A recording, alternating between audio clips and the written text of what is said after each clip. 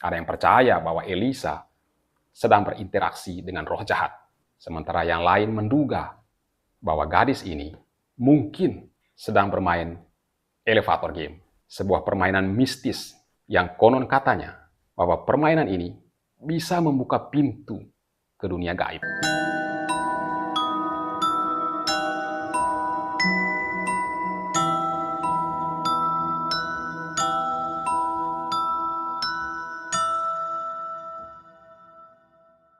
Kisah tragis seorang gadis belia bernama Elisa Lam adalah cerita yang membawa kita ke lorong-lorong gelap sebuah hotel tua di Los Angeles. Tempat di mana misteri dan tragedi bercampur menjadi satu. Namun sebelum kita menyelami misteri yang mengerikan itu, mari kita mengenal sosok Elisa lebih dekat. Elisa Lam from Vancouver, Canada is missing. The big unanswered question is, where is she? The last footage that we had of her was inside the elevator. That's where the case starts to go askew. She kept looking outside the door. Why is the elevator not going anywhere? Is someone keeping her here? Her hand movements are very strange and erratic. Like she's conjuring a spirit. Elisa Lam lahir pada tanggal 30 April tahun 1991 di Vancouver, Kanada, dari pasangan imigran asal Hong Kong. Sebagai anak dari keluarga yang sederhana, Elisa tumbuh dengan cinta dan perhatian dari kedua orang tuanya. Dia adalah anak yang cerdas dan berprestasi di sekolah. Namun di balik senyum manisnya, Elisa menyembunyikan perjuangan yang tak terlihat oleh dunia luar. Sejak remaja, Elisa sudah menunjukkan gejala gangguan bipolar dan depresi. Meskipun begitu, Elisa berusaha menjalani hidupnya senormal mungkin, seperti gadis-gadis lain pada umumnya. Setelah menyelesaikan pendidikan SMA-nya, Elisa lalu memutuskan untuk kuliah di Universitas British Columbia. Meskipun catatan menunjukkan bahwa pada awal tahun 2013, dia tidak terdaftar lagi sebagai mahasiswa aktif. Kehidupan akademiknya sering terganggu oleh kondisi mentalnya yang membuat dia harus mengambil cuti atau tidak mengikuti beberapa mata kuliah tertentu. Di waktu luangnya, Elisa menulis di blog pribadinya bernama Ether Fields, tempat di mana dia berbagi kisah-kisah hidupnya, termasuk perjuangannya melawan penyakit mental yang dia derita. Meskipun demikian, Elisa tidak pernah membiarkan penyakit itu menghalangi keinginannya untuk menjelajahi dunia. Pada bulan Januari tahun 2013, Elisa memutuskan untuk bepergian sendirian ke California, sebuah keputusan yang pada akhirnya menjadi perjalanan terakhir dalam hidup gadis ini. Pada tanggal 26 Januari tahun 2013, Elisa tiba di Los Angeles. Sesampai di Los Angeles, Elisa lalu check-in di sebuah hotel namanya Hotel Cecil, sebuah tempat yang memiliki sejarah kelam dan telah menjadi saksi bisu berbagai kejadian yang mengerikan selama bertahun-tahun.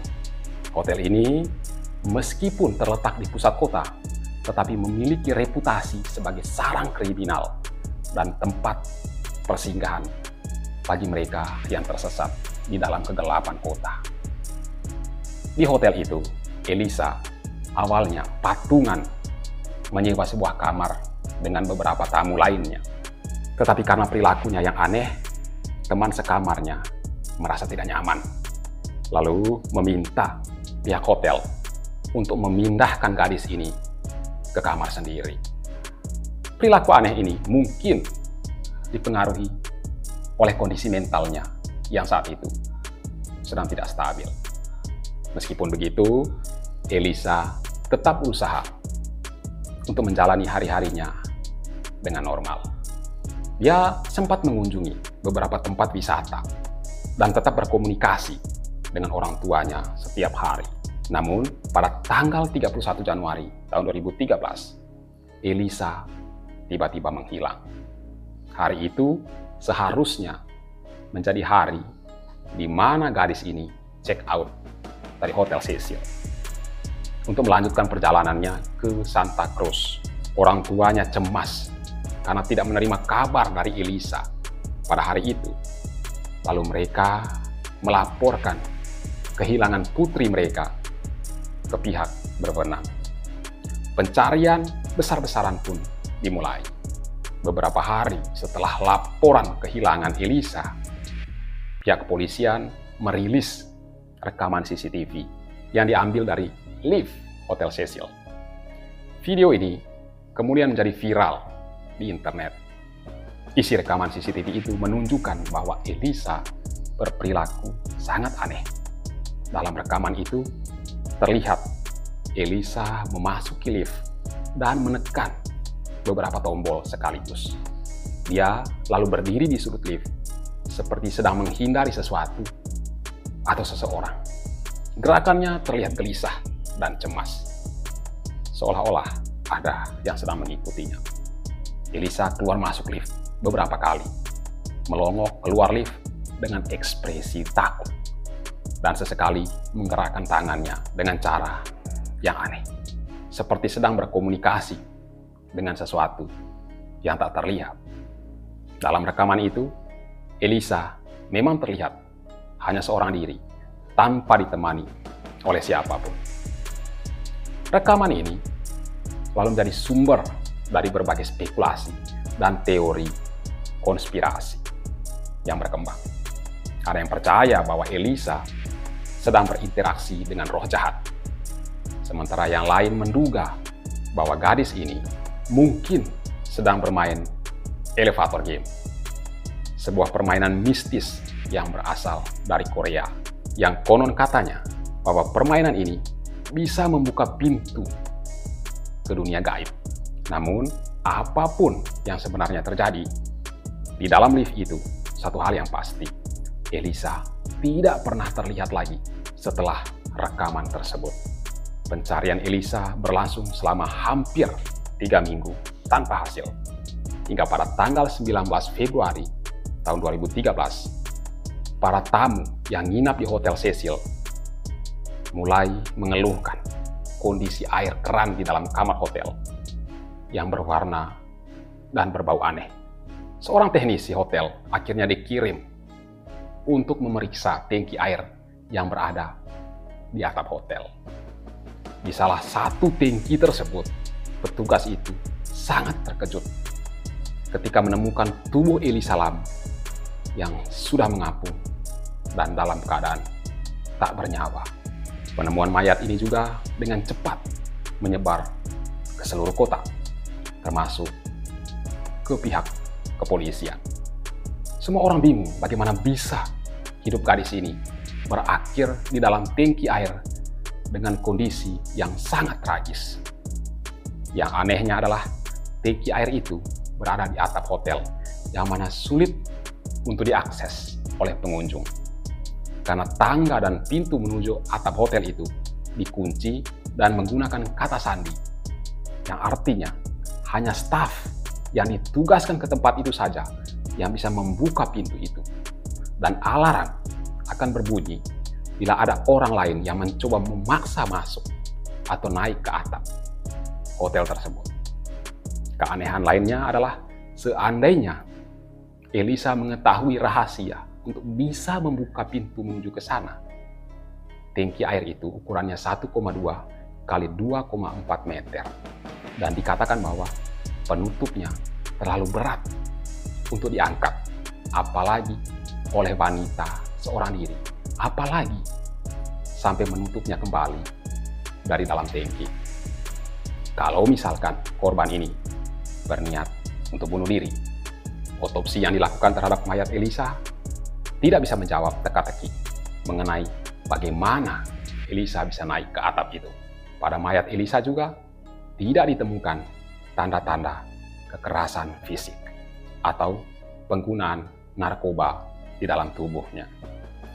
Pemeriksaan toksikologi menunjukkan bahwa dia memang mengkonsumsi obat-obatan. Namun, obat itu untuk mengatasi gangguan bipolar yang dideritanya. Sama sekali tidak ada bukti yang menunjukkan bahwa obat-obatan tersebut menyebabkan kematian Elisa. Lantas siapa yang membawa Elisa ke atap hotel lalu tewas dengan kondisi yang mengerikan seperti itu? Kesimpulan resmi dari pihak kepolisian adalah bahwa Elisa meninggal karena tenggelam secara tidak sengaja. Mungkin akibat dari kondisi mentalnya yang sedang terganggu. Namun, tentu saja kesimpulan ini tidak menjawab rasa penasaran semua orang. Banyak yang percaya bahwa ada sesuatu yang lebih gelap dan misterius di balik kematian Elisa. Beberapa teori menyebutkan bahwa Elisa mungkin saja menjadi korban pembunuhan yang terencana dengan sangat rapi, di mana pelaku berhasil menyembunyikan semua jejaknya. Yang lain percaya bahwa Elisa mungkin telah terlibat dalam suatu aktivitas mistis atau supranatural yang berakhir dengan kematiannya. Tewasnya Elisa Lam adalah salah satu misteri terbesar di era modern. Sebuah kisah yang menggabungkan elemen horor, tragedi, dan ketidakpastian yang tak terjawab. Meskipun telah bertahun-tahun berlalu, pertanyaan tentang apa yang sebenarnya terjadi pada malam itu masih tetap menggantung, mengusik pikiran mereka yang mencoba memahami tragedi ini. Elisa Lam adalah seorang wanita muda yang hidupnya berakhir dengan cara yang tragis dan misterius. Mungkin kita tidak akan pernah tahu apa yang sebenarnya terjadi padanya di Hotel Cecil. Tapi cerita tentang kematiannya yang tragis dan penuh misteri akan terus hidup dan mengingatkan kita bahwa ada banyak hal di dunia ini yang masih berada di luar pemahaman kita. Terima kasih sudah menonton. Jangan lupa like, komen, dan subscribe. Sampai jumpa di cerita berikutnya.